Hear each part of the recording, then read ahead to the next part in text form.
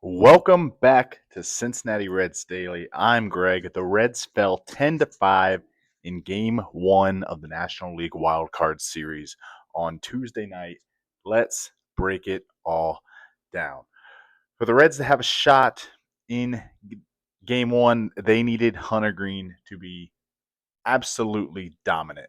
They needed him to be his best. Instead, it was a rough night from Hunter from the very beginning. The first batter he faced, Shohei Ohtani, took him deep. I believe it was on a 1-2 count, and Greene really never settled in.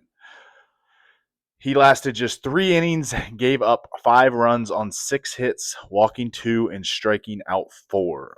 He did give up 3 home runs in those 3 innings. After the game, Greene caught up with reporters and Mark Sheldon and said, "It's not an excuse. It's the biggest game of the year so far. Unfortunately, I just didn't have my best stuff." It's clear that Greene, his command wasn't there, his best stuff wasn't there. Whether that was him pitching in his hometown of LA, whether the moment was just too big for him, Hunter Greene just didn't have his best stuff. And the Reds were never going to win this game if Hunter Greene was going to give up 5 runs. So that's where it all starts. The second thing where it went all wrong was the Reds were going to have to find ways to get on base and get Blake Snell out of the game early. The Dodgers bullpen is not very good, which we saw late. Blake Snell showed why he's one of the best pitchers in the league. He showed why he's an ace. He showed why has won the Cy Young Award. He showed why he threw a no-hitter against the Reds in his last outing against the Reds. He threw 6 scoreless innings to start the game out. He did give up 2 runs in the 7th. The Reds were able to get 2 runs in the 7th off him, but at that point, the game was already out of reach. He struck out 9 and allowed just 2 runs on over 7 innings. The Reds knew they had to get to him early if they wanted to be in this ball game. They did not. The Dodgers got to Hunter Greene early, and that is, the big 2 things that went wrong for the Reds. Now, the bullpen didn't pitch great, but I'd argue you threw Connor Phillips for like the 4th time in 5 days. You threw Brent Suter in there. Those guys, Connor Phillips, maybe he would have been in a close game, but I'm not sure with how much he's pitched lately. Brent Suter is not going to be in a close game. The only pitcher that really pitched yesterday that's probably going to be in a close game, again, Phillips, if he's rested, I think would be with how he's pitched lately. But Graham Ashcraft, Ashcraft threw about 25 pitches lately, which isn't great considering he's kind of their left-handed specialist at the moment. Even though he's right-handed, he throws that cutter in on left-handers.